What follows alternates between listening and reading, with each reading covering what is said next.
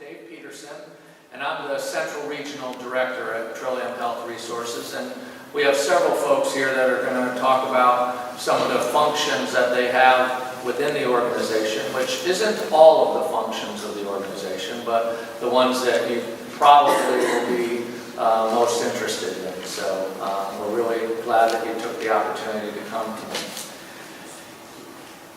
So I first want to just touch on a timeline. Hey, Donna. How you doing?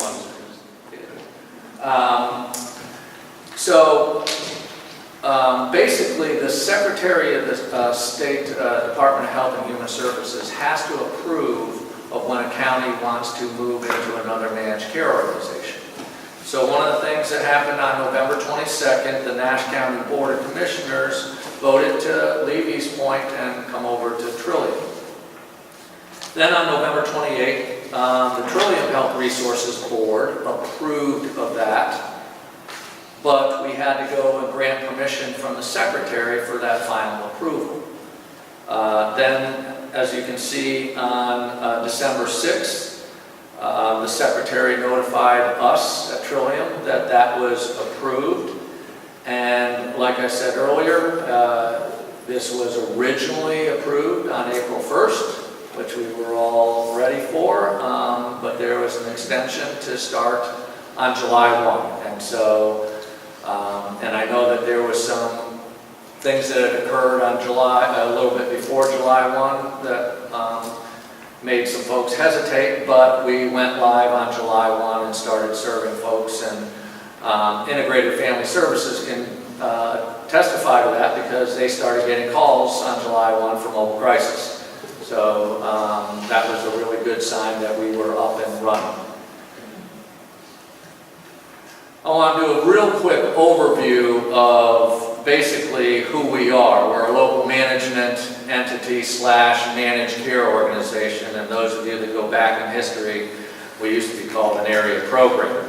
But with that being said, we've had a couple of name changes and responsibilities added to us over the years, and we are responsible for the fiscal management of mental health, substance use, and intellectual and developmental disability services in the eastern part of the state. We're responsible for managing both the federal, state, and some of the county dollars, but primarily about, well, I'll get into a little more detail on the percentages, but those are the three pockets of money that we manage.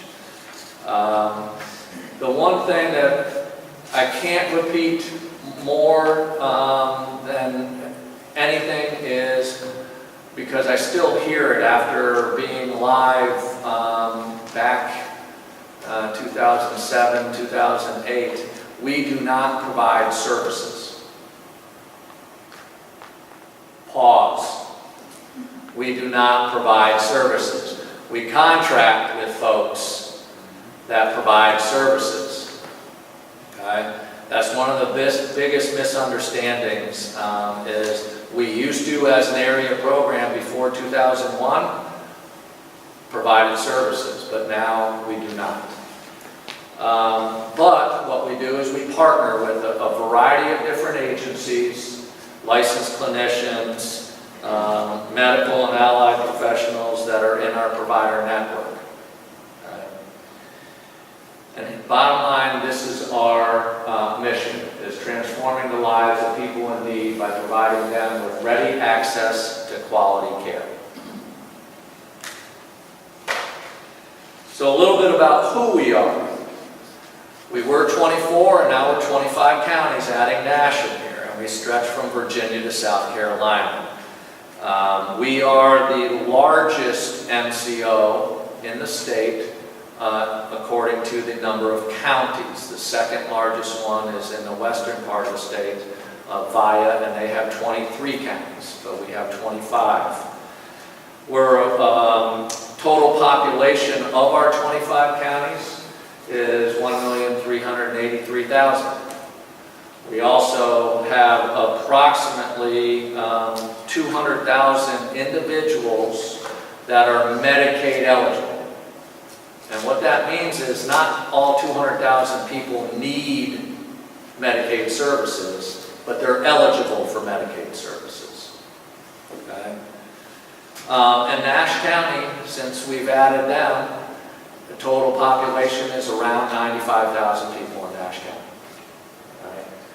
So we're about 13.6% of the state total population, but we have about 16% of the Medicaid enrollees within our 25 counties.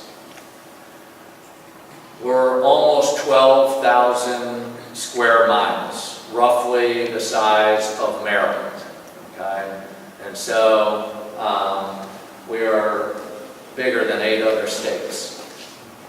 Doesn't sound too inviting, but the thing is that we are divided into regions, which helps us drill down into making sure we're supporting each of the counties in our 25 counties. We have a wide variety of population density. Wilmington and Greenville, both the 8th and 10th largest counties or cities in the state.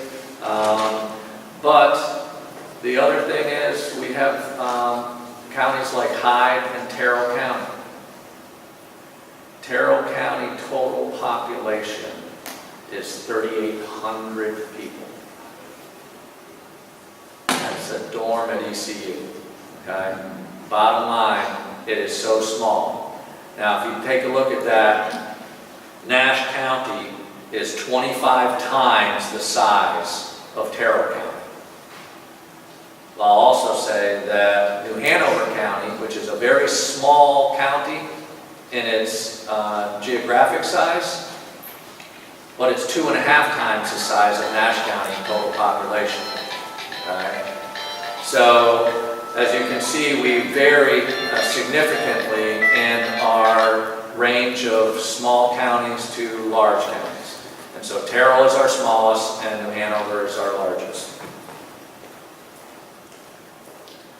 So this is our new map. You'll see that Nash County got added into the central region, which I'm really glad to have as part of the central region. Not that Nash will do any better or worse up in the northern region, but we think it fits well into the central region. But what's most interesting about this slide is the number of counties versus the total population and the square miles. The north region has 10 counties. Total population is just over 200,000 people. The central region has 9 counties, and we're 300,000 more people than what the northern has, so almost 500,000 people in the central region. And in the southern region, with only 6 counties, has a total population over 650,000 people. So you can see the difference in population, but also square miles, and it's because of the Outer Banks. The central region has 5,250 square miles versus the other regions that are around 3,500 and 3,300 miles. Okay? So as you can see, there's quite a bit of variation in our land mass between the regions. Did I go one too far? Yeah. So let me give you some current statistics, and these statistics, because Nash just came in this year, these are last year's statistics. All right. So this number of 50,000 people that we serve is going to go up next year because we're adding Nash County individuals to the total number that we serve. Breakdown of the percentage in population: 81% of the individuals that we serve have mental illness, 21% with substance use disorders, and 11% with intellectual and developmental disabilities. The $340 million, those are the dollars that cover the individuals that we serve. Okay? So $340 million goes out the door each year And that will also go up because of adding Nash County for next year. We have approximately 400 providers that we manage in our system. A little bit about our governance, because one of the things that we want to make sure of is that we are trying to stay local. One, by having these types of meetings with folks, okay? But we have regional advisory boards. We have 3 regions, and you saw that map of the northern, central, and southern. We have regional advisory boards, and you have county commissioners from each county on our regional advisory board. So if anybody knows Commissioner Lisa Barnes from Nash County, she is on our Central Regional Advisory Board, just appointed in last month. Okay? But we also have representatives from each of the county, one other appointee on our Central Regional Advisory Board, because that is part of the statute, the 122C, 118 statute. And so your DSS director, Donna Boone, also sits on our Central Regional Advisory Board, and she got sworn in last month also. And we meet every other month, but some of our duties are, we take a look at monitoring our performance on a regional level. We do take a look at gaps and needs. We want to maintain a connection with our counties, and I've had probably now 4 to 5 meetings with the DSS folks. I've had a couple of meetings with some providers. I sat in on a meeting a couple of weeks ago, and there were agencies and sheriff's departments in that meeting. And so we want to make sure that we're staying connected locally. The other big thing is the Central Regional Advisory Board, along with the Northern and Southern Regional Advisory Board. They evaluate the regional directors. Okay? So it's not just my supervisor that evaluates me. It's the community that evaluates me. Okay? And that gets put onto my annual evaluation. Okay? So it is my job to be responsive to the community. They do take a look at recommending priorities of state and county funds. They monitor resolution of issues. They appoint members from the Central and Southern and Northern region up onto the governing board, and I'll talk a little bit about that. And we do meet every other month. So our Central Regional Advisory Board is in September, because the governing board just met last week. Total number of members, because the Northern region has 10 counties, they have 21 members. The Central region, since we just added Nash, now has 19 members. And the Southern region, with only 6 counties, they have 13 members. The one thing that we also do a little bit differently than some of the other MCOs is we have regional CFACs, Consumer and Family Advisory Committees. They are supported to follow the state statute, okay? And there's about 6 requirements that CFAC tries to follow, and we try to support them to do that. But it is, they run their own group. We don't facilitate that group. Ed knows, he's been to a couple of them already. I'll give updates, but it is their committee. This now gets into what our governing board looks like. And if you think about it, 13 members on our governing board. But the way it's laid out is we have 3 members that are county commissioners, okay? 1 county commissioner that's appointed from each of the boards. So the Northern region has a county commissioner, Central region and Southern has a county commissioner on our governing board. We also have 2 other appointees from each region, okay? So we're now up to 9, And those people are with specialty areas. Back in the day, I'll say this because I have a background of all of us social workers were the ones that were on the board. We never had people with finance background. We never had people with a hospital background. Okay? We never had attorneys on our governing board. Now we do. And just one example, in the central region, we have an attorney from Craven County that's on our governing board, also represents the central region. And we have a finance officer, although his background, which is really good, has been on the provider side. All right? And now he's the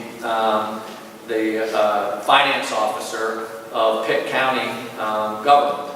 All right? So it's nice to have some fiscal impact, some attorneys. We have a variety of different folks on our governing board. But some of the, and then we have one person that's the chair of our Provider Network Council. But one of the best parts about our board, from a consumer perspective, that one chair that's from the Provider Network Council is a non-voting member.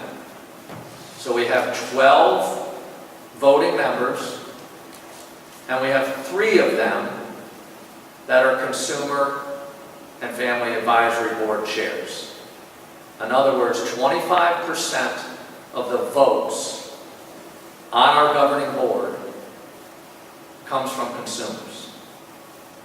You won't find that. You can look at every other MCO in the state. You will not find that percentage of voting members from consumers. Okay? That's what makes us completely different from some of the other MCOs. Their duties as a governing board, they have several. They determine policy and strategic planning. I will say one of the biggest responsibilities of the governing board is the third bullet down there, the overall performance and fiscal management of our agency. Okay? Remember how much I said we have $340 million, and our governing board is the one that writes off on how we're to be spending that money. Okay? They do address some of the governmental affairs. They do respond to concerns and feedback from the regional advisory boards, and we're continuing to build that communication between the regional boards and the governing boards. And then all other duties as assigned in that statute that I mentioned earlier, 122C-118. And they meet every other month, so they go opposite of the central regional, or of the regional boards. So regional boards meet 1 month, governing board next. Regional boards, governing board, and so on. So a little bit about our infrastructure. We have approximately 440 staff. We have an executive team. We have 18 departments, and we have office locations in Hosky, Camden, Greenville, Jacksonville, and Wilmington. Okay? So in other words, we have a local presence in a lot of counties, but keep in mind, those are 5 offices. So obviously we don't have an office in all 25 counties.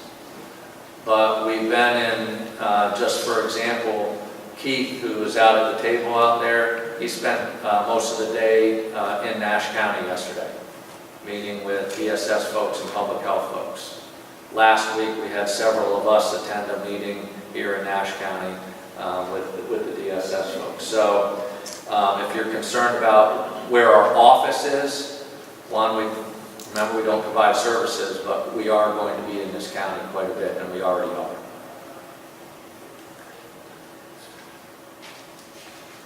So the last thing that I wanted to hit on was our system of care. Keith Letchworth, who you met out at the table, he's our system of care coordinator for Nash County.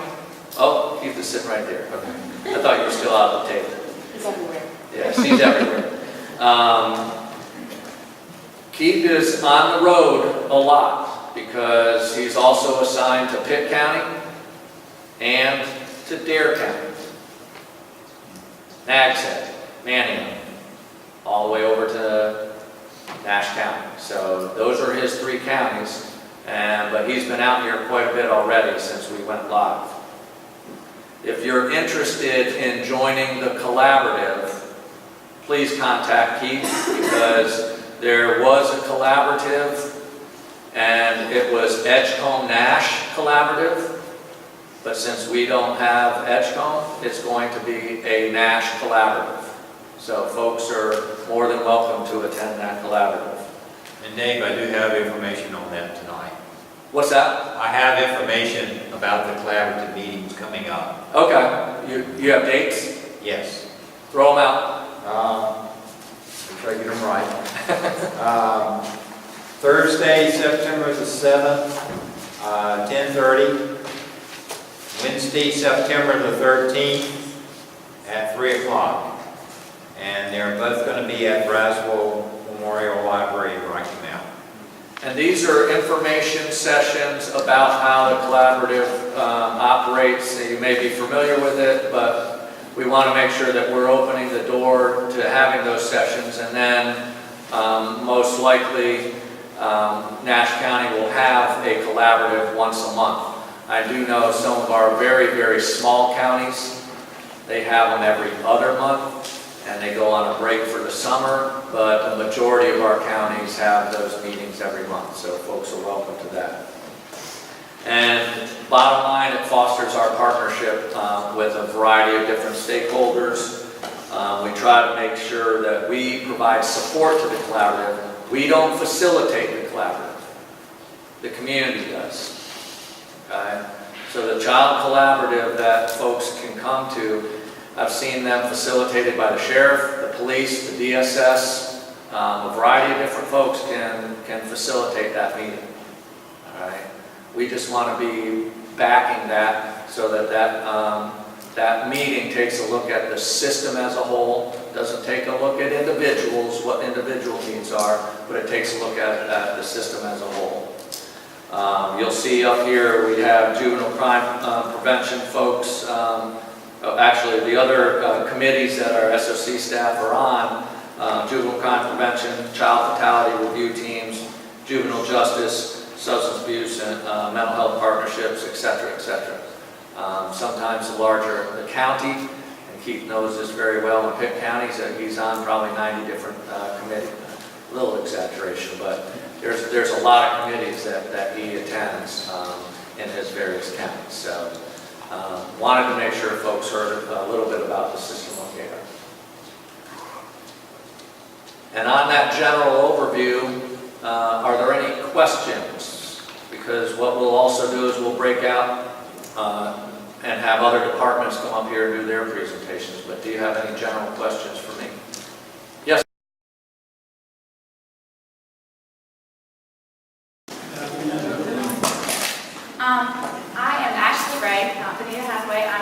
Standing in place for my director, Benita. I'm Ashley Ray. I'm the Access and Care Coordination Manager for our call center with Trillium. And one of the most important things, to make sure I know how to work, is to talk to you about how to access services and know a little bit more about our call center so you know what we're here to do and how we want to help you. So today's topics are about staff, the business line and the access to care line that we manage, accessing services, referrals to care coordination and care coordination in the call center, registry of unmet needs, and crisis services for Nash County. So our call center and customer services staff are made up of our director, Benita. There are two managers in our department, myself and a colleague, Myra Felton, who is the operations manager. And we oversee the agents, care coordinators, and clinicians in the call center. We also have after-hours clinicians that rotate a schedule every week and monthly to make sure that our access to care line is covered 24/7, 365 days a year. In terms of incoming calls, so we do manage two lines. We manage our business line, which is the 866-998-2597 line. And we like to talk with community members, families, individuals about really using that line when they want to contact Trillium staff and they want to return calls, get in touch with the care coordinator. If there's a complaint or grievance that they want to report, and if there's just general information that they're seeking or assistance that they're seeking. We really try to advertise our access to care lines to be open for specifically accessing services. People who are seeking an appointment, perhaps could be in a crisis situation. So we try to keep that line open and obviously operate that line 24/7, 365 days a year. In terms of accessing services, Trillium operates under a no wrong door philosophy and approach. Individuals may seek services with any provider within the Trillium network. If a provider does not offer the specific service the individual needs, they can refer that person to a provider in our network that does. Certainly, you can contact us at the call center, and we will certainly link you with the provider or services that you're seeking, or perhaps offer resources in lieu of whatever resources or services you're seeking. But we don't want you to have to call the call center. You don't have to. Certainly, we want to promote ourselves as having a network of providers that you can go directly to. Also to note, some of our providers offer same-day access or the opportunity to walk in. So while we offer the option for scheduling an appointment in advance, we want you to know that you have the option of just walking in if you need to.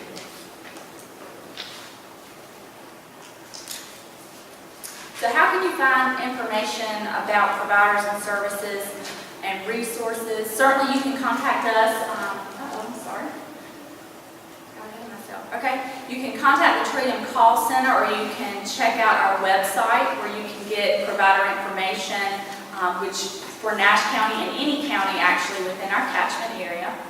Also on our website you have access to the enrollee handbook, general information, other information about specialty services that our providers offer, the population that the providers serve, and you can also check out Facebook and the social media. We do a lot with putting out information on Facebook, and certainly you could also use NC211. That's a resource database managed by United Way, where you can go to nc211.org, the website, or you can contact 211 directly by phone.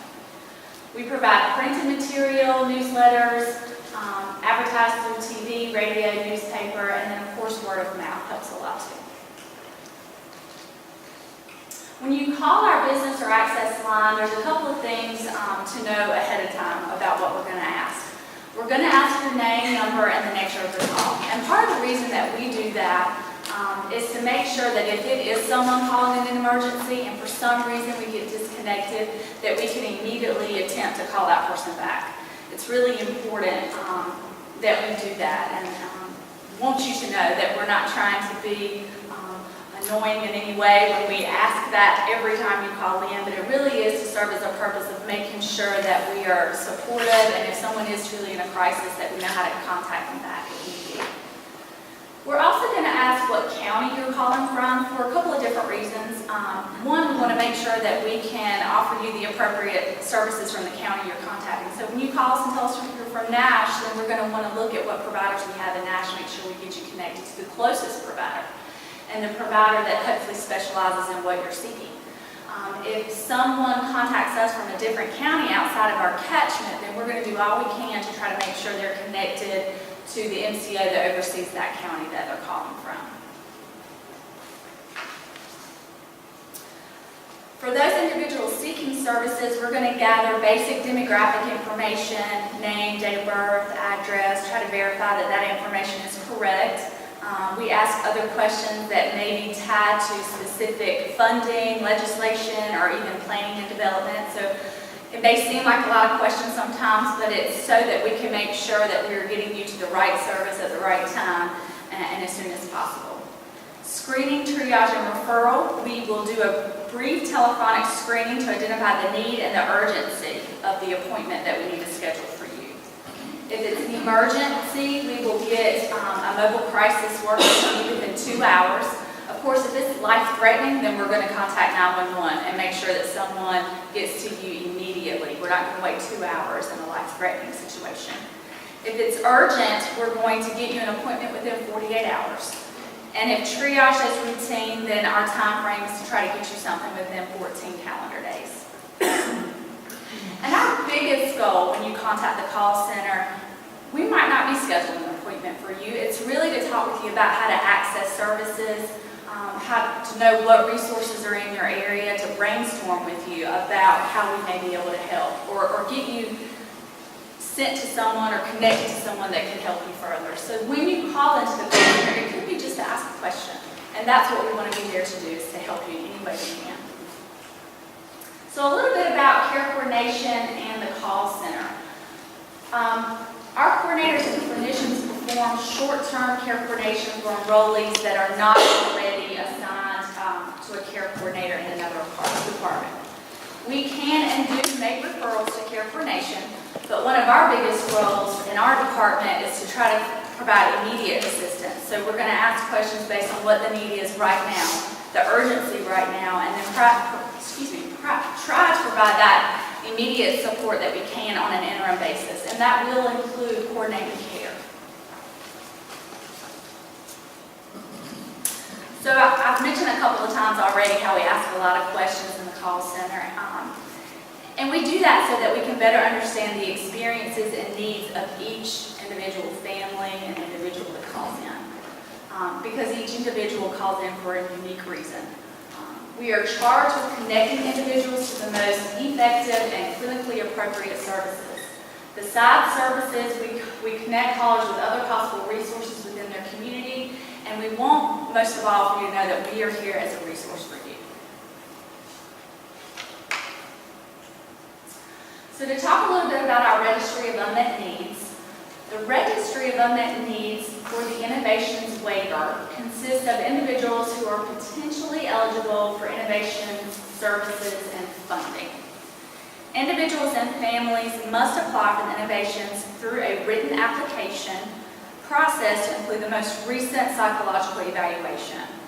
So our department manages this. The application can be obtained by calling Trillium's call center at the number provided. That's our business line, and then we ask you to ask to speak to a coordinator or clinician so that we can make sure that the application is sent to you via email, via a snail mail, whatever way is easiest for you. Fax, we'll try to get that application to you quickly, and then once that application is submitted back to us for review, it will be reviewed on the committee on a monthly basis, the RUM committee. In addition to reviewing the request for innovations, call center staff and committee members will share information on possible resources, services, and supports whenever possible, understanding that even if an individual is placed on the innovations wait list, we have no way of knowing how long the individual will wait for that funding. New innovations waiver funding is allocated by the state, and innovations waiver funding will be distributed on a first-come, first-served basis using the date of waiting and other variables determined by the state. So in the meantime, we really do our best to try to link families and individuals to resources that are available as they wait for that funding service. Last but not least, I want to make sure that you know in Nash County that Integrated Family Services is the mobile crisis provider for your county. And make sure you have that number. It's really important for us that we promote their number so that you know that you do not have to contact the call center, that you can call them directly for assistance if needed. They also have a really neat new service from about a year now. I know Brigida will talk a little bit about when she comes up, which is their crisis chat, which I really try to promote anytime I'm talking with anyone. We all walk around with our phones in our hands now. We don't get far away from a computer. It's at our side all the time. They have Crisis Chat, which is an online service that offers emotional support online. If you're having relationship issues, bullying, thoughts of suicide, it's really targeted to our teenagers, but it's certainly something that any populated age group could use. And it's 24/7, 365. And I know she'll talk a little bit more about that when she gets up here.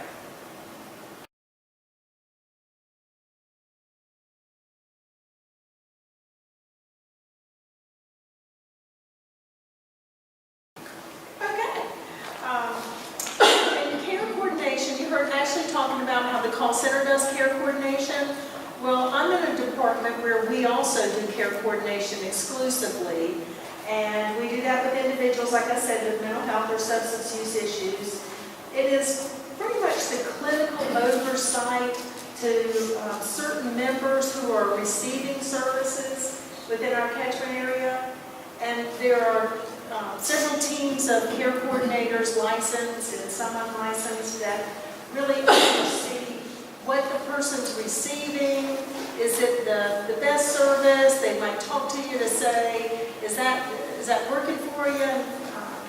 Just to make sure that the most appropriate services are occurring. So let me tell you a little bit more about how we do that. It's available to children and adults. Typically, it's for individuals who have been hospitalized, who have been to the emergency department, or youth who are looking at going out of home for services. So most people, we don't come to our department for care coordination, don't call in, and we don't oversee their treatment.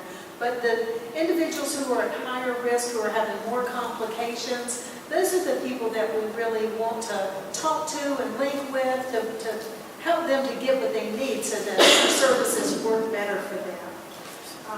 We are person-centered, and I think that we all hear that a lot, but it's like what's right for me might not be right for you, and vice versa. So we are really in tune to what does the person and the family want, or what do they need. We're seeing where, and I think we all know this, that mental health and our physical health really intertwine, and that we're one person, so my mental health isn't one thing and my physical health isn't another, but I'm one person, so we want to make sure that services are integrated. We help look at the paid supports, like the Medicaid supports, but also what's there in your community, what kind of natural supports. Now, as Dave said earlier about some of our areas being very rural, that can be challenging, you know, and then when you have cities, it's a little easier. In Rocky Mount, there's probably more resources than once you get out in the country and away from our towns.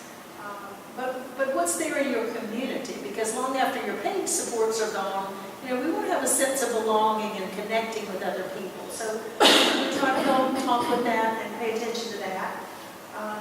The clinicians really oversee that there's a good comprehensive plan and that there's a good crisis plan. Because if you've landed in the hospital or been to the ED, you really want a plan that addresses what you need so that you don't have to keep hitting those crisis points and going back to the hospital or the emergency departments.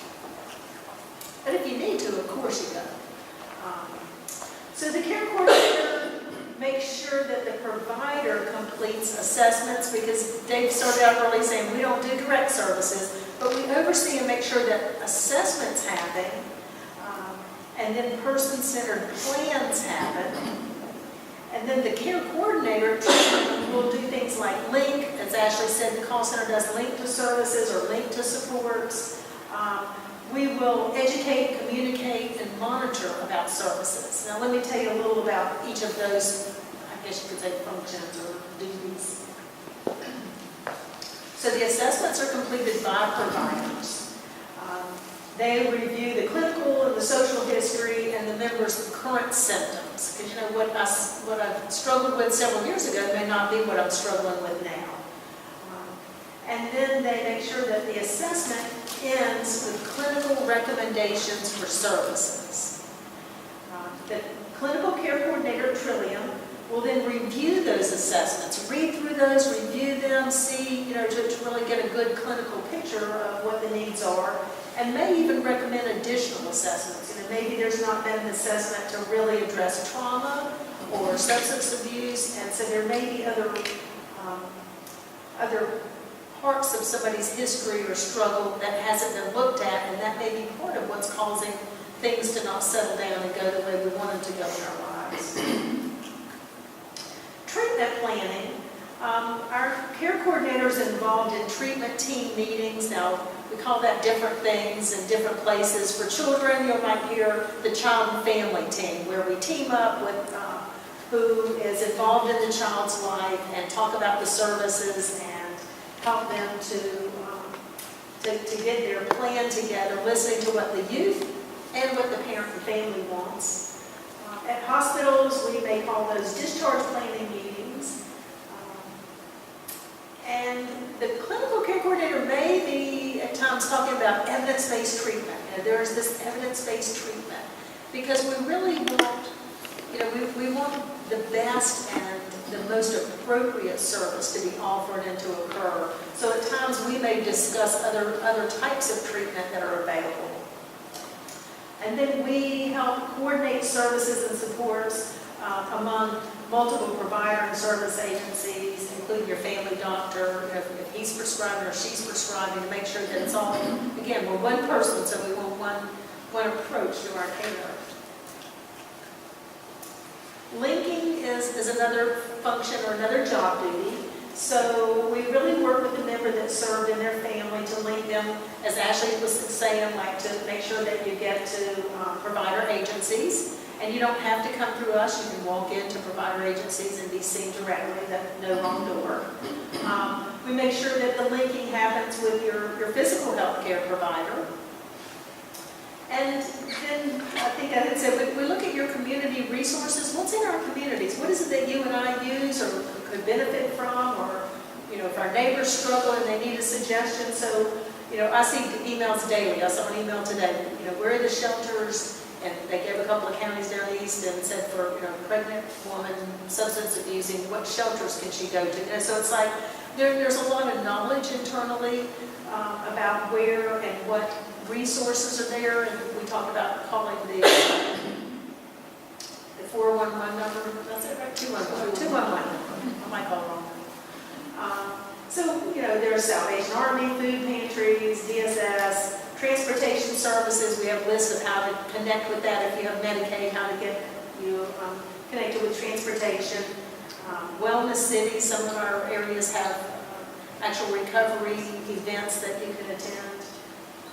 And then communities, a lot, I think all of our communities have different advocacy groups and support networks. There's NAMI, there's AA, there's NA. And then natural supports, when we think more about our churches, sometimes we'll say, well, if you get real rural, there might not be much, but sometimes there's a church out in that rural community where there's people there that you can connect with and that can be helpful and kind of be there for you. Boys and Girls Club, Parks and Recreation, just, like, where do you connect? Where do any of us connect with people in our lives? The care coordinator also works with educating and communicating. If a person calls and they've been given a new diagnosis, sometimes if I go to the doctor, if I'm getting myself worked up, I'll make some notes and take those notes, and then I have a doctor that has a portal I can go onto and look it up, and then I'll take that diagnosis and I'll look it up online, all the things, whether it's helpful or not. I don't know, we tend to do that, but our staff will certainly talk with people about their diagnosis and what that means and what symptoms are involved. We'll talk about the array of services and what agencies there are in your area to meet your needs, your primary help, and then self-advocacy. None of us want somebody to do something for us all the time. We want to do it for ourselves. It's like we want to, we want to teach our children, we want to teach our family. We want to speak for ourselves and tell other people what our want and need. So part of what we do is we help people to say what it is that they want and they need. If they can't exactly get it ready to say it, then we'll certainly support them in saying that. But it's that idea of teaching somebody to fish. That if you can help somebody learn to speak up for themselves and say what it is they need, then they'll have that skill in the next step. Monitoring, our care coordinators, they'll review some of the services that the person's receiving. They'll ask the member, are you happy with those services? Are they working for you? Are there any barriers to them working for you? We track on people to see if there's less use of emergency rooms. If it is working and you don't have to go to the emergency room as often, then or if you're going more, then we might talk and see what if anything needs to happen in the interim to support you. And we make sure that the person is making progress towards their goals, and if not, what needs to happen. If we're standing still or we're not making progress, what is it? What needs to change so that we can make progress? Oops. All right. For youth that are going out of home, there are unfortunately, some children who can't be served in their home. This is like none of us want our children to have to go into higher levels of care, but sometimes that does happen. For children who have to go into the highest level of care, we make sure that a care coordinator is assigned and works with that person, that family, and that child. You can find on our website how to link to get that care coordinator so that we are at the table kind of discussing that and seeing if everything's been tried. Has trauma treatment been tried? Has some of the other family services been tried? And what could happen? And what kind of support does the family need to keep that child at home? So we make a real effort on the philosophy of the least restrictive environment. We want people to be supported. We want to all live in our own place, and we want to have our own families and our own lives. So we don't want to. We want to help people to stay in the least restrictive lifestyle, so that we can all live a happier life. We work together with members or their parents or guardians. Like I said, we participate in the child and family teams. We address those roadblocks. We talk to you about any questions or concerns that you have about your treatment. How's that going, or is that not? And we'll talk to you by phone. We'll call you back. You call us, and so that we're in a dialogue around, are you getting what you need? What do we need from the hospital? And I don't know faces to know if anybody's here from the hospital, but I'll just say this just for everybody to understand. So we need the hospital staff to coordinate with us about discharge. So if somebody's leaving the hospital, we need to understand what's their follow-up appointment. If you got medicine in the hospital where they were changed, how will your family doctor or your psychiatrist or whoever's prescribing know that? So we want to make sure that communication happens. We want the hospital to talk to us ahead of time. We've already made those connections. We already have a care coordinator working with the hospital here.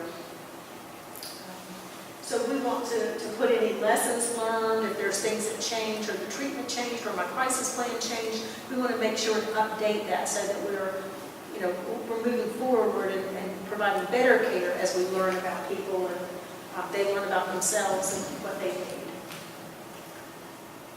What do we need from provider agencies? To talk to us about the people that we're care coordinating. You'll know because we'll be calling you and contacting you.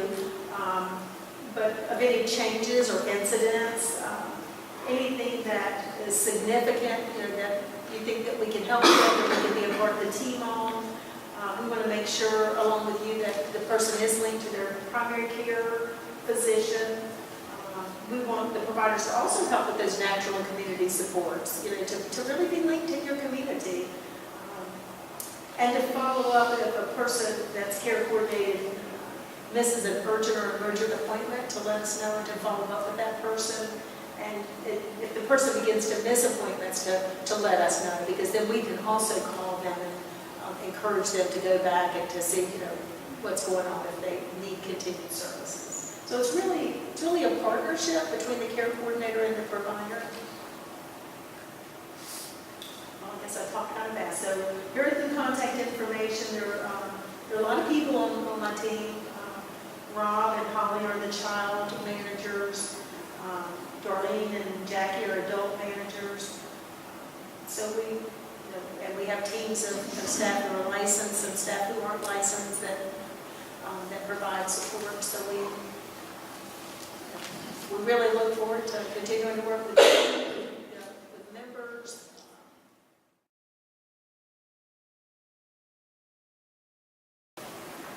So some of this Nancy talked about, but it's all very important, so we feel like it's very good for us both to cover it, right? So person-centered, we always want to make sure that our focus is the person that's receiving supports or services. Oftentimes, especially children, their families involved, or guardians, and those people are, of course, very important as well. But we want to make sure that what we're addressing is based on what that person's preferences and needs are. We are also very assessment-based. Meaning, we want to make sure that we have all the information that we can or that we need so that we can provide the best care and the best support for people. We also use, Nancy talked about partnering with providers and partnering with individuals and families. We do a very similar thing. We call it more of an interdisciplinary team, but it all means the same, right? So everybody that's involved with that person, be it the individual, the guardian, their provider, their family, their friends, any specific medical professionals that are a part of their life, we want them to be a part of the process as well. Planning, and we talk about planning is really about what are those services and supports that the person needs. We are a little different in IDD care coordination because we're responsible for actually facilitating those planning meetings and writing the plan based on what the person wants. So that's a little bit different in our department. We do a lot of the care of the coordination of services and supports. So we help the individual, we provide education information, we help write that plan, and then we help coordinate that between providers. And then we do monitoring as well. Our monitoring looks a little different in that because of the population we serve, we have some requirements from the state that requires more face-to-face monitoring that we do. So very similar to what Nancy talked about, we want, what are those goals? What is it we're trying to do when we provide care coordination? And it's really about trying to help support people to have the life they want. It seems really, really easy, right? Sometimes it is, sometimes not so much, because different people have different needs, and sometimes the system is challenged to provide for those people. But that is one of our main goals. We also want to make sure that people are engaged and referred and linked up to those providers that they need. Sometimes that can be other mental health services, sometimes it's primary care, sometimes it's neurology. It's all depending on what that individual needs to maintain their health. We talked about monitoring. Again, we have some very specific requirements that the state requires around the monitoring that we do. And like Nancy said, we try really hard to work very closely with the individual's medical providers. And that looks different depending on the person. Some families want to do all of that, and we absolutely support that. We just want to make sure that that individual, a child or adult, is connected and receiving those services as needed. So who do we provide care coordination for? The majority of the people we support in our department are those individuals who receive innovations waiver funding. There are a few other people that we support as well, those that may receive other kinds of funding, but the main focus is those individuals with waiver funding. It can also be individuals who live in what is called an ICF. ICF means Intermediate Care Facility for individuals with developmental disabilities. When those individuals are anyone in one of those settings, so that can be a community group home that's considered an ICF. It could be a Castle Center, which is considered an ICF. So when people reside in those settings and they want to step out or they want to change and live in a different setting, we can provide care coordination to assist with that. We're also responsible for anyone who may, that has an intellectual developmental disability who may be residing in a Department of Correction or juvenile justice and delinquency program.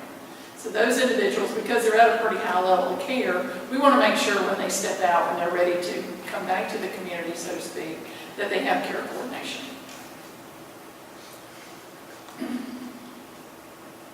So who are all of us that provide IDD care coordination? We have a pretty large department because the nature of our care coordination is really long-term. So when people receive innovations waiver funding, the state, and when we talk about the state, we really mean the Division of Medical Assistance. We have a contract with them, and they are sort of the state Medicaid agency. But they tell us that if someone receives innovations waiver funding, they're required to have care coordination. So most of the time when someone receives innovations waiver funding, once they get that funding, they typically hold on to that. Sometimes life changes and things happen with people and they choose to stop or they move out of state or for whatever reason. But as long as they are receiving innovations waiver funding in one of the counties that we support, they'll have a care coordinator. So we actually have 80 full-time positions and 1 part-time position. We try to keep our support list to a reasonable number. When we talk about support list, is how many people receive care coordination per care coordinator.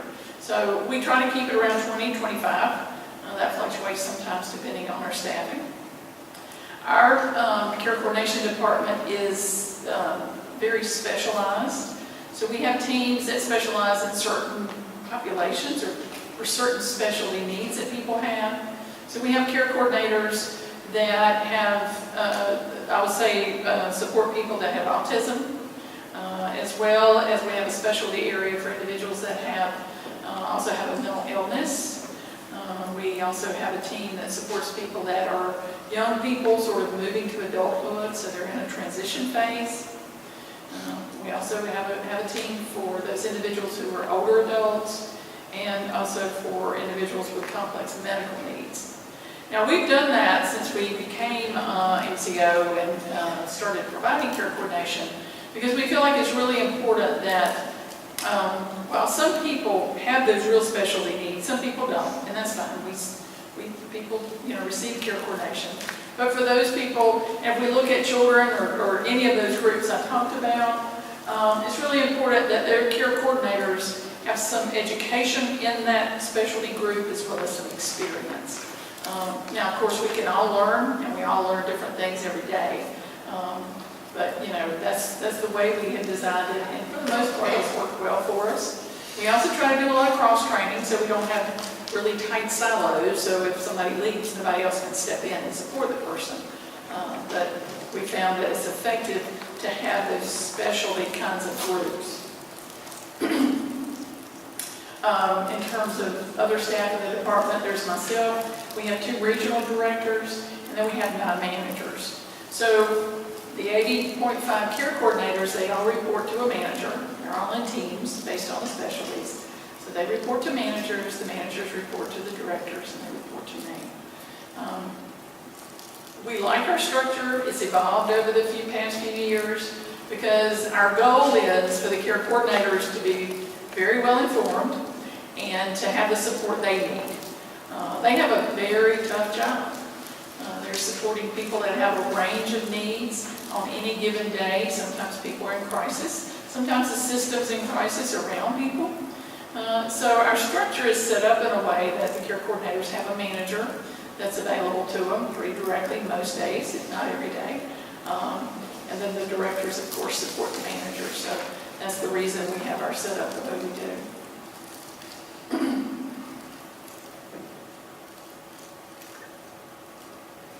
So let me talk about the supports intensity scale a little bit.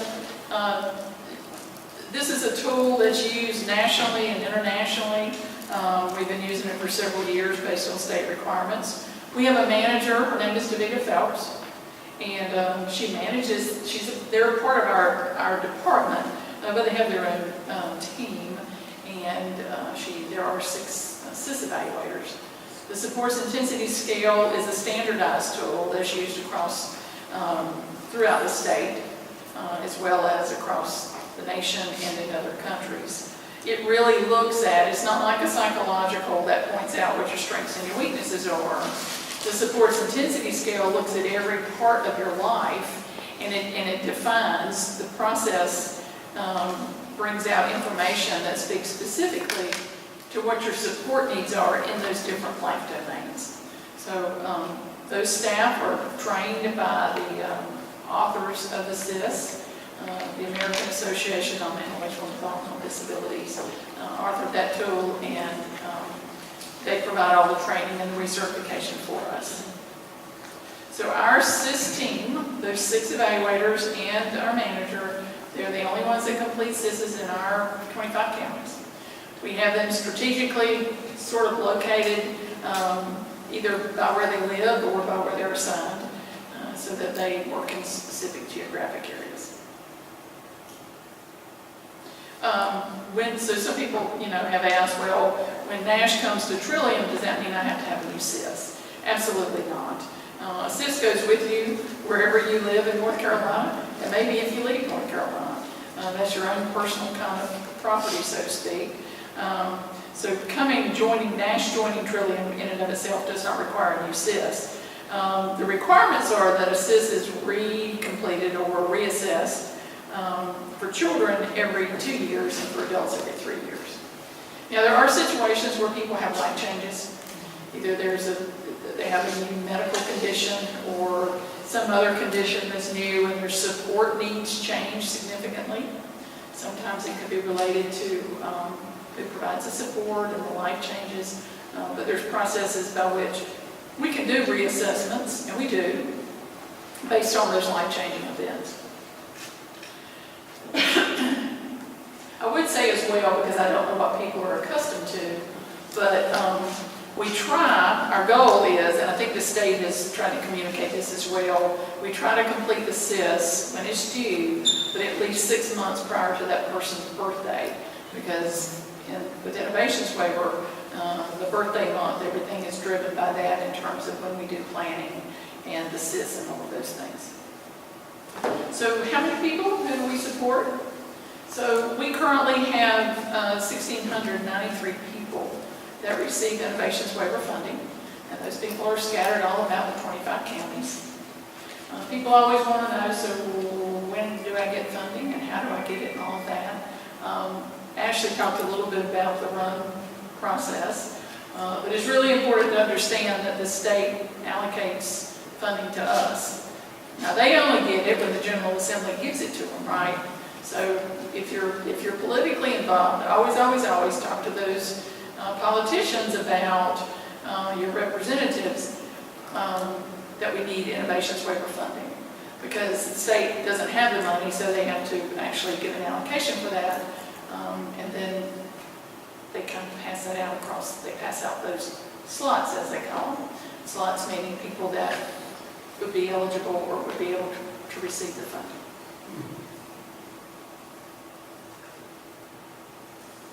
So what has our process been like as we've transitioned from, with Nash joining us effective July 1st?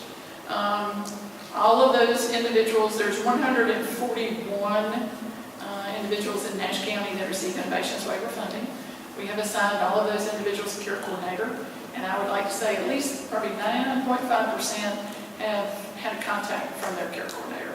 Sometimes we have contact information difficulties, so it takes us a while to get up with people, but since we've been active with Nash since July 1st, we've had, about 2 months to make all those contacts.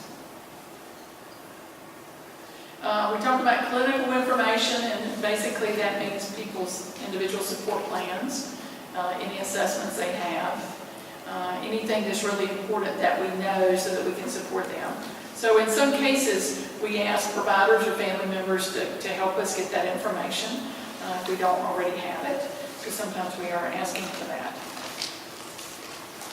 I would say in most cases, the transition's been fairly seamless.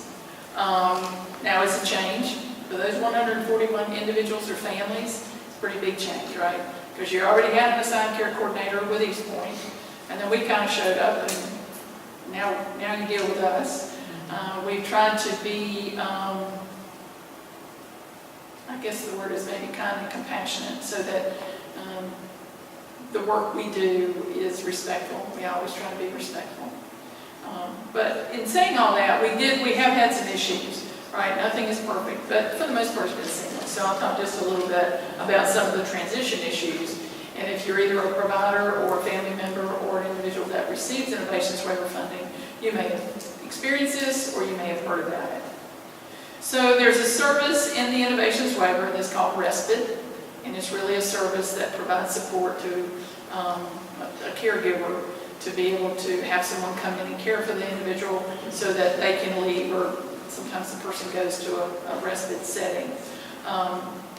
The state says that requires, if you're going to receive that service, it requires a specific goal in your individual support plan. And in some cases, we didn't have that. in the plans that we had. So our care coordinators had to reach out to families and say, we need to have a goal, we need to write a goal. Now, it's a simple goal, right? The person's going to receive the service, basically. But the state, again, requires that we have that. So in some cases, that was a little frustrating to people, and we understand that, but it was based on what we are required to do. Another pretty big thing that is not specific to Trillium, this has been going on for about a year in October, I suppose, November. The state initiated or implemented resource allocation. Sometimes we call it individual budgets, sometimes they use those terms simultaneously. I'm not going to have a long conversation about what that is and what that means beyond saying that the state did a lot of work for several years, looked at the individuals we all support, looked at people's assessments, came up with some formulas, did some work with some outside vendors who do this across the world, and they came up with individual budgets. So basically that means, and I really oversimplified it, okay, so just tolerate that if you would. Basically what that means is based on your sort of clinical presentation, the information that they have, and looking at previous services received and lots of other variables, the SIS and the information contained in the SIS. The state said you'll receive this much money for your yearly services, so that's your individual budget. So the last year has been kind of what we call a soft start, so people eased into it. The state is requiring that the MCOs hold people to those individual budgets. So in some cases that may mean that if my individual budget is $50,000 a year, that maybe last year, my last plan, I received $65,000 worth of services. So that means the care coordinator is talking to you about, so what are those services you absolutely need? Let's look at the services you used last year, because sometimes we ask for things, or people, I don't, because I shouldn't say it like that, but people that receive services ask for things they think they need, which makes perfect sense, but for a lot of different reasons, you may not use those services, right? Because when we do planning, historically, the way we've done planning, it's kind of a projection. It's the best, it's the best we can do. Resource allocation, individual budgets require that we get way more sophisticated and that we really look at what it is you really need. And this is your budget, and we got to try to work within that budget. And for some people, that's painful, and we understand that, and we're working with people. But at the end of the day, the Division of Medical Assistance requires that we do that. And I always say as well, everybody has a budget, regardless of whether it's an individual budget through Innovations waiver, or if it's my personal budget, or if it's the budget for Trillium, or the budget for you. We all have a budget. We don't have unlimited resources. So we have to work within that. So I would expect people are having those conversations as well. Psychological evaluations. Again, those are those evaluations that help us sort of have a really good understanding about what that person's psychological needs and strengths are. The standard is for children to have it reevaluated every 3 years, and for children every 5 years. But in some cases, that's not necessarily needed, right? Sometimes you'll have a person in their 30s or 40s or even 50s, and they've not had a significant change in the past 5 years. They may not really need one, but that is the standard, and sometimes we have to ask you to have those done. Because again, we want to make sure we have the most current information. And people's lives change. Some people change more slowly than others, but it's always important that we have the most current information. So those are some of the things that you may be hearing from care coordinators. Sorry. So here's some of our contact information. We have 2 directors, we call them regional directors. Regina Manley, who's not here with us tonight, she oversees the southern region, which is for the southern region of Trillium. Juanita Murphy is here, but she supports the care coordinators in the north central region. So she is probably who you would have more contact with if indeed you receive Innovations for your services. We can all be reached at that number, the 866. That's the call center administrative number. And again, they ask lots of questions, but there's a reason for that. So be tolerant for it with us if you would. So what kind of questions do you have?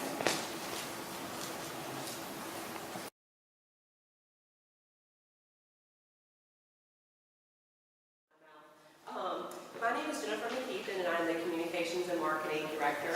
Now, that does not mean marketing per se like you would see in a typical hospital or other healthcare practice. What we do is we oversee any materials that go out to the public, members, stakeholders, providers, everything of that nature. So basically, if you see the Trillium name or a logo on it, it is passed through our office somehow. So what all does that mean? This is a nice long list of what all that can entail. Excuse me. Starting back in January, I believe, when we started getting the names and addresses of the Nash County members that would be incorporated to Trillium, we started mailing out letters to those members. And on top of that, any new members that join Trillium throughout the year, we send out weekly mailings to them.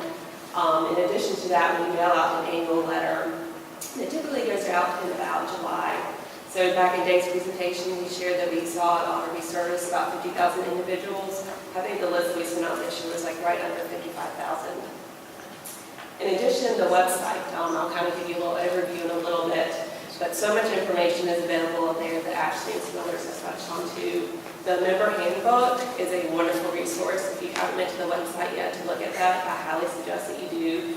It has appeals information, grievance information, complaints information, spells out the emergent and urgent routine needs that Ashley touched on. So it really is a wonderful resource to go through and look at. And included in that also are the member rights and responsibilities that the member, on top of that, Trillium providers must follow as well. Our provider directory is on the website too. It can be searched by zip code. You can enter specific name of the provider you may be looking for. If there is a specific service that you're looking for, all that is available. Included in that directory too are also any other languages that the provider may speak or have the capability for their staff members to communicate to members that may speak that language. There are also educational opportunities and also a calendar. This is not just events that are coordinated or hosted by Trillium. We also make an active effort to promote events that our regional directors, SOC, care coordinators, anyone within Trillium has notified us about. And we also work with our partners and stakeholders to help promote events they may be hosting too. And hard copies of any of the information on the website can be accessed by calling the call center. If you needed a printed copy of that member handbook, if you needed a printed copy of the provider directory, keeping in mind that that can update as providers leave and join the network. But those can be provided if anyone does not have normal access to their computer or good internet access. We can provide those through the call center as well. Press releases. We send out press releases if we have important information we wanted to share. When we were working with Integrated Family Services, and they have had some expansions in other groups that we work with. So that's how we communicate to the media to help get information out to the public too. Translations, as I mentioned, since Spanish is our main secondary language of the population that we serve, once a group reaches 5%, we do provide that translations in that language as to have at the ready when it's requested, but we work with an external translation vendor. We can translate materials into any other language that's required. There will be some turnaround time for that, but if we have members that speak Portuguese, French, any other languages, I think it's like 200 or so languages the vendor that we work with can help us with, and that does include Braille. So if we have any members that have any kind of visual impairments, we can offer those kind of documents too. We do have 2 email addresses that are open for members to reach out to us with general questions. Now this would be kind of more related to the admin and business phone line that Ashley spoke of, not necessarily access to care questions, but if you have a general question about events, looking for information on the website, anything of that nature, that info at trilliumnc.org address is monitored by the communications team. If it's not something that our team directly can answer, we find the appropriate staff member that can assist. And throughout this process too, we've set the Nash County at trilliumnc.org address that handles questions specifically related to this Nash County transition. We don't have an actual end date for that since we have had our launch of July 1, but definitely for the next few months, we will keep that up just as specific Nash County questions continue to arise. And I'll show you one of our social media pages as well. We have a presence on Facebook, Twitter, and also LinkedIn. The Facebook page, we actually have 3 separate accounts. We have our overall Trillium Facebook account that shares pretty much any of the information that I just spoke of, the events that we want to help promote for ourselves or also our stakeholders and partners. And then we also have 2 separate accounts. Recovery, which is dedicated to our mental health and substance use populations. So those are a little bit more tailored and specific. So as we work with partners that maybe, for instance, September is National Recovery Month. So we're really going to be highlighting events and partnerships specific to that event awareness. And then our other dedicated Facebook page is the Enrichment page. And that one is specific for our IDP community. So definitely like us on Facebook, share events, and get to know us on there too. And brochures and flyers. We love digital and everything that we can do with that, but we still do have printed brochures and flyers. We have a few on our table out there. Our Access and Care brochure is a good general overview of Trillium. A lot of definitely the phone numbers that we were talking about tonight, the kind of good, concise information about what we shared is available on there. We also have a mental health first aid flyer out there. That's training that's open for the general public. And then also our crisis intervention team training is specifically for law enforcement and first responders. Both of those information brochures are out there as well. And we also create flyers specific for various departments or events that they may have as well. The external newsletters are sent out for our stakeholder list. It's quarterly. So I think the next one I think will be in October for that population, and anyone can join that. We have a link from the homepage of our Trillium website. Anyone can go on there and add their email address to sign up for that to get the external newsletter. And then finally, event sponsorships.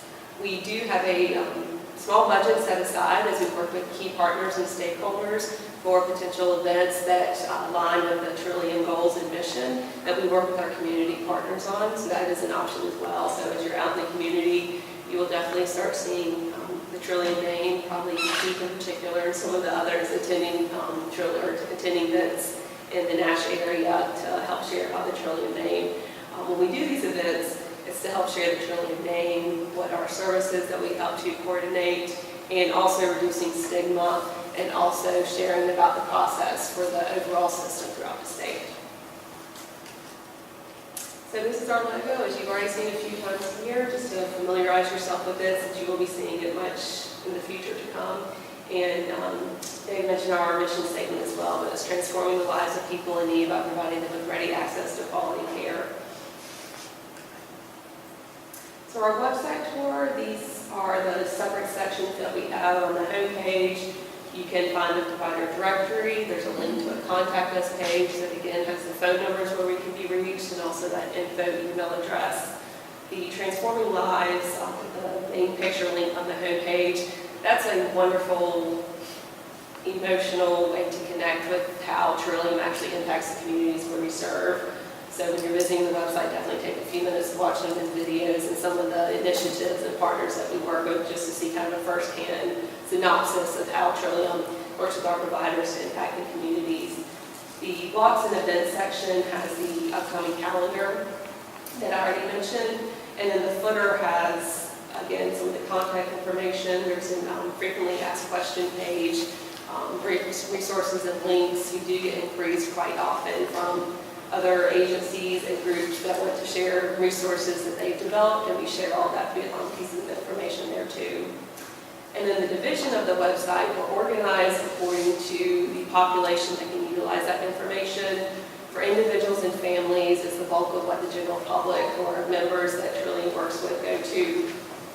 That has information on the mental health and substance use and IDD care coordination, and also some of the paperwork and forms that you've heard referenced. The For Providers section is specifically for our providers. So we have links to the portal that they utilize, their own forums, links to their meetings. Trillium initiatives are some of our more public-facing events that we have worked with various groups on. So it helps to see that there are additional ways that we impact our communities beyond the members that we serve. The news and events page, again, has another link to that calendar, and also media releases, if you're ever curious about what kind of happenings and going on may be happening at Trillium. That's where we share all of those media mentions and press releases that we coordinate. And then a vital to note in the About Us section, Dave spoke a good deal about the governing board. We do have a lot of information and details there. And then also, that's where the link to this specific page on the Nash County transition that we set up for. So when I said that the PowerPoint and this presentation that's being recorded will be shared on that website, it'll be on that specific Nash County page, that if you wanted to go back and reference anything after tonight. So here's a copy of our homepage. I just wanted to highlight, this find provider will be in the top right-hand portion. So if you wanted to go check out the online provider directory, search that for any time. The link is located there. We do have a general search block as well. So if you wanted to look up a general topic, if you have questions about the SIS, anything of that nature, you can enter there and it'll take you to the search results where that term may be featured. And then finally, the individuals and family section that I noticed would probably be of most interest in this group. You can reach that on that top menu. So the member and family handbook, again, is in that individuals and family section. Again, I highly suggest that you go there. If you want to fall asleep tonight, maybe you can go through all 70 pages or so. But again, a lot of the information that we share about, we do maintain in that handbook so that it's all concise and in one place that's easily accessible by the general public. And when I referenced earlier, if anyone needed a printed copy of any materials, this is probably one of the items that we get requests the most through the call centers, to have a copy of the member and family handbook to be printed and mailed to individuals, which we are happy to do.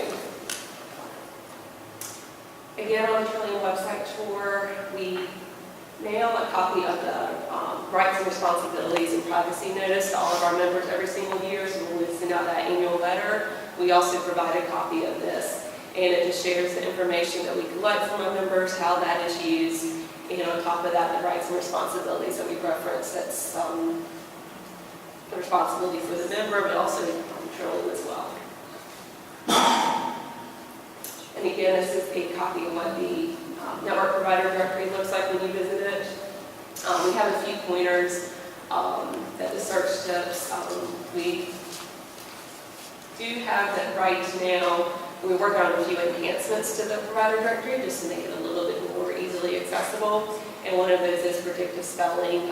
A lot of the terms that we've gone over today probably can't spell off and have it correct right off the tip of your tongue. So those are some enhancements that we're doing. But if you are searching for any of the providers and just aren't maybe finding what you're looking for, again, the call center, that Access to Care line, is definitely a wonderful resource that they can help you find any of the providers that you may be looking for. And again, I mentioned the social media accounts earlier. This is just one of our pages. I think this is the general Trillium Health Resources business page. So again, we share events that we're helping to sponsor or helping to promote. If we have interesting articles that we see that partner agencies, national organizations, local community groups that we work with, we share that information. And there's a lot of good information there too. I will say that we're starting to kind of enhance our usage of Facebook. This event tonight, we utilized some extra, we scheduled an event for it. So we really are seeing Facebook or social media in general, and Facebook in particular, is just another method, another way for us to connect with the communities that we serve and also the members. So if you haven't yet, definitely like us on Facebook. If you're associated with an agency or group that maybe has a Facebook presence too, we're definitely open to sharing information there too. So the communications and marketing team, again, you probably wouldn't need to be as in direct contact with each of us as you are with some of these other departments, but we do have a whole team that works at sharing the information that Trillium puts together with the general public and also the providers and also the communities that we serve. So we have one staff member that's purely dedicated to the website to ensure all the information there is correct, up to date, complies with our regulations of what we're required to share. And on top of that, we do have a social media specialist, Dawn, that's also a wonderful photographer and videographer. So any of the social media items that you see on there, that's under her purview. And then we have a dedicated provider communication specialist. So just as we have so much information that we want to share with the members and the communities that we serve, equally as important is to make sure that we're getting the right information out to our provider network. So we have one staff member that works directly with the network team that you'll hear from next to make sure that we're getting all the information out to them as well. And then, I think so, and then we have an additional staff member that helps us out with some admin needs. So I know it was a lot of information shared on how you can get the information that we're wanting to get out to you. But again, I think good importance is that info@trilliumnc.org email address.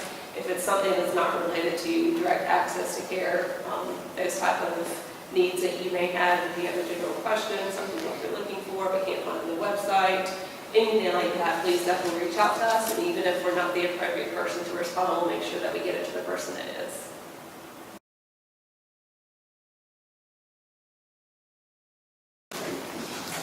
Good evening, everyone. Thank you for joining us. My name is Kathy Mathis. I'm the Network Development Manager at Trillium. So I'm going to talk a little bit briefly about the network department. Real quick, how many providers do we have in the audience, just so I can, okay, all right, great, thank you. All right, so I only have one slide, but I am going to talk a little bit more than just the one slide. Okay. The network department is responsible for the development and maintenance of the provider network to meet the needs of members while ensuring choice and best practices and services. We have 3 units within the network department. We have network development, and these are some retitled units just recently. We have network development, network services, and network monitoring. Okay. So the provider monitoring, the network monitoring, provider monitoring area is actually responsible for the routine monitoring of providers. For providers, you guys are aware of this. It's the routine monitoring that's scheduled every 2 years that goes over, makes sure that the providers are meeting state standards, meeting all the rules, meeting all the regs, and providing services as indicated, as clinically indicated. Okay, so that's what the provider monitoring unit does. Provider enrollment and credentialing is now under our network services department. That department, we are actually responsible for credentialing all the providers, all the clinicians that work for the different providers.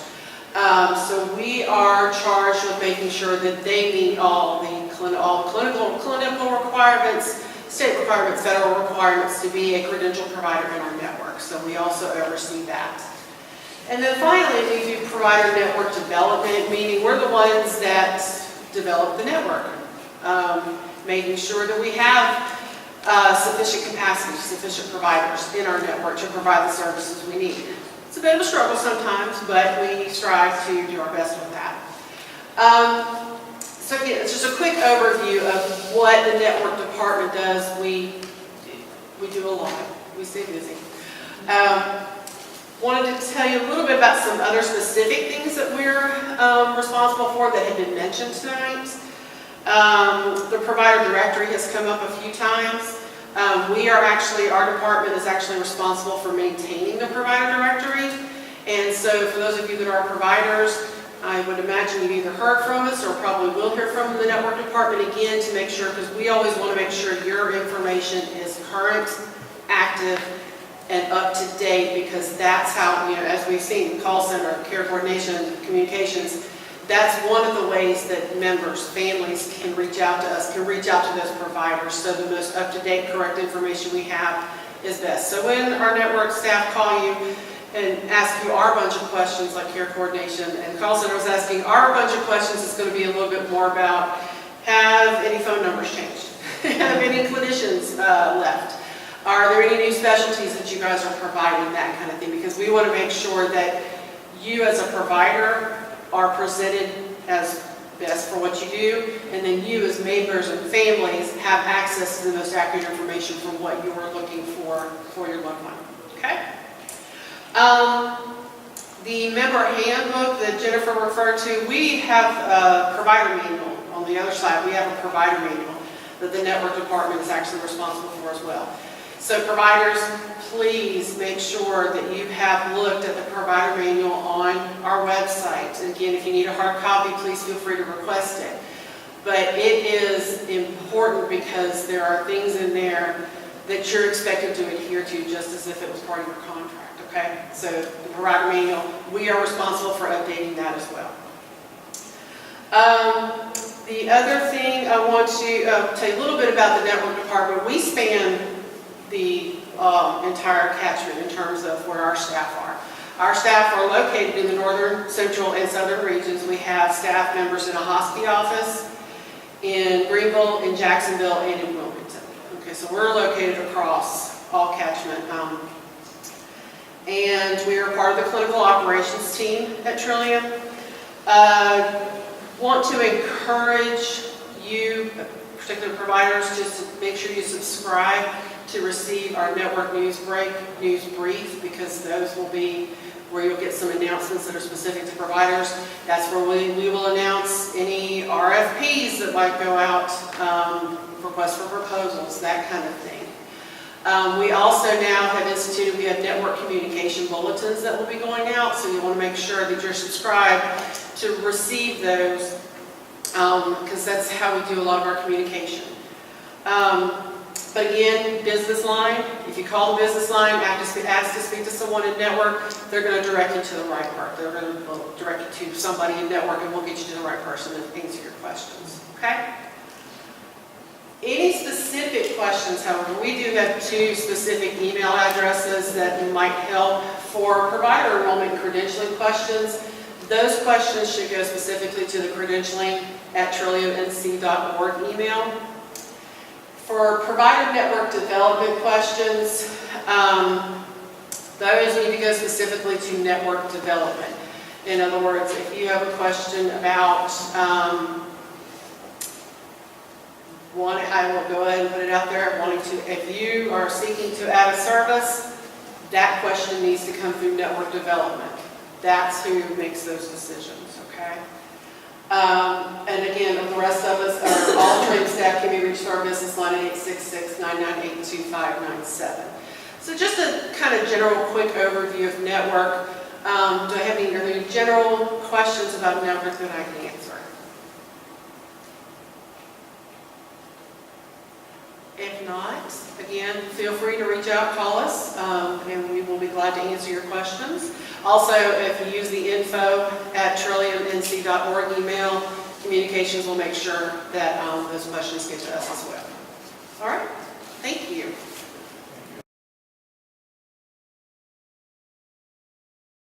My name is Morris, and I'm with Integrated Family Services Mobile Crisis Team. Our agency is the contracted mobile crisis provider for Nash County. This evening I'll share a little bit with you about our services that we provide, as well as giving you some data that we've collected from July 1 up until currently as of yesterday. Here is my contact information. I encourage you all to please make contact with me in our Rocky Mount office.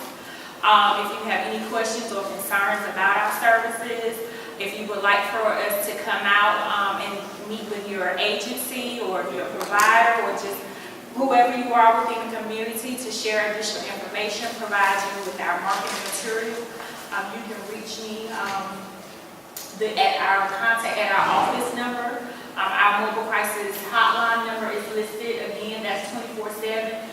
So if for some reason, if you call me at the office and I don't get back with you within 24 business hours, they will locate me at the call center. They'll flag me down, send me a message. But again, we do want to make sure that we are available. If you have any questions, feel free to either send an email as well to me. I respond either way. I know some people, we're very busy in what we do, and so sometimes sending emails may be a little bit better for you. So any of those options are available. Briefly, we're going to show a video that you will be able to see the services that we provide, and it just kind of brings together what it looks like from the time that a call comes in to our call center, then our worker actually going out and making contact with the clients in the community.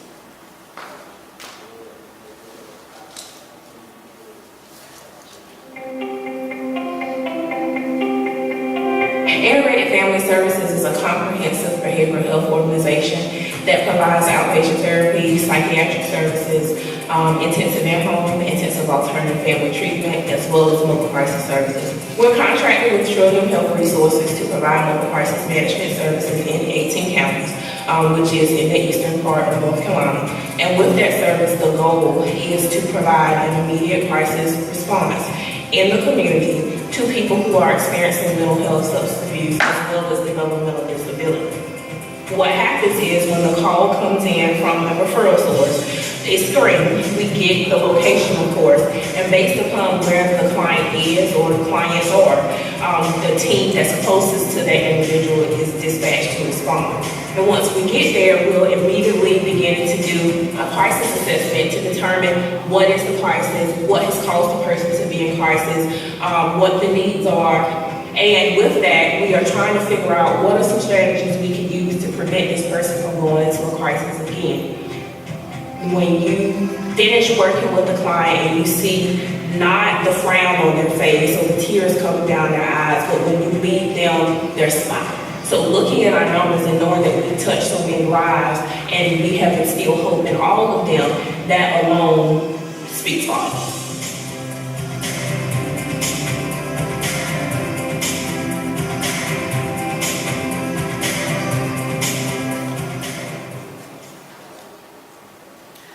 As discussed in our video, we are available 24/7, 365 to provide crisis services to individuals that are in a crisis situation as it relates to mental health, substance use, and or developmental disability. Our state service definition says that we do have 2 hours to provide a face-to-face response. However, it is our agency's goal to make contact with our clients as soon as possible. Providing data for Nash County, as mentioned earlier, we were on board and ready to provide that service as of July 1.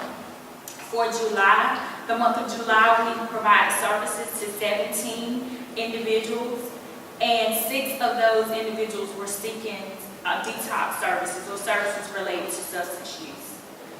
From the month of August, which is August the 1st up until today, when I left the office at about 4 p.m., we had served 16 clients in Nash County, and of those 16 clients, 5 of them were seeking detox services.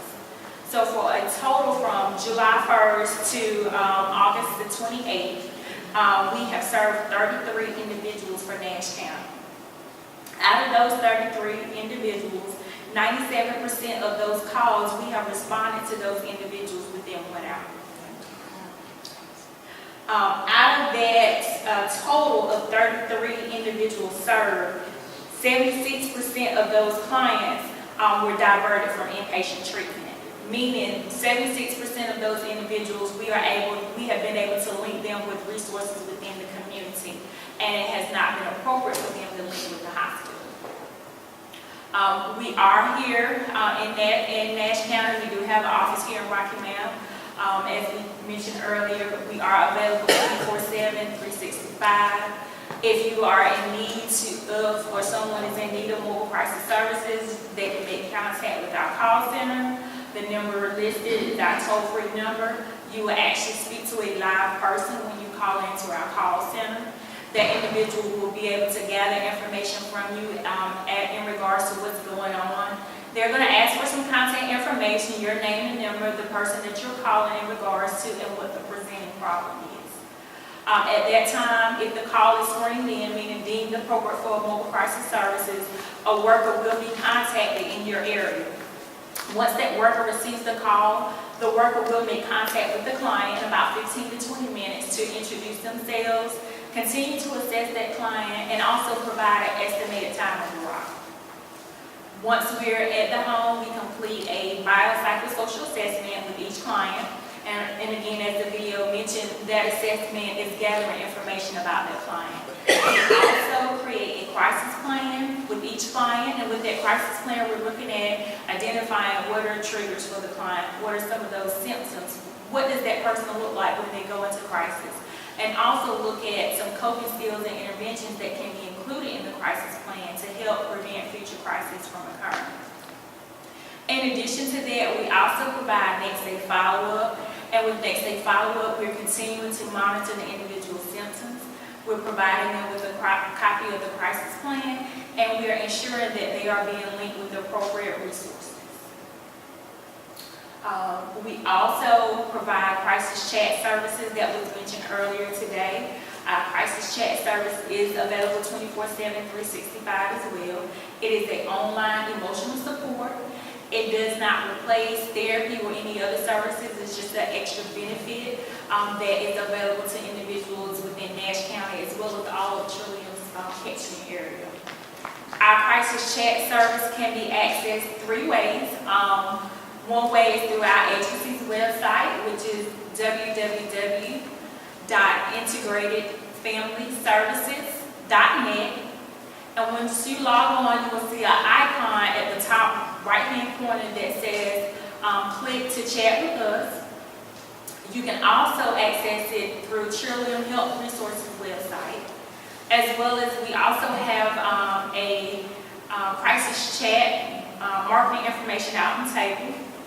And on that, we have a QR code reader, and I know some of you that maybe have smartphones, you know that there's an app that you can download for QR code readers, and you can just scan the barcode that is on that card, and it will actually pop up on your phone or electronic device directly to that website. So we do have, like I said, we have marketing material out on the table. We have our crisis chat cards, as well as our mobile crisis services RAC cards that are available.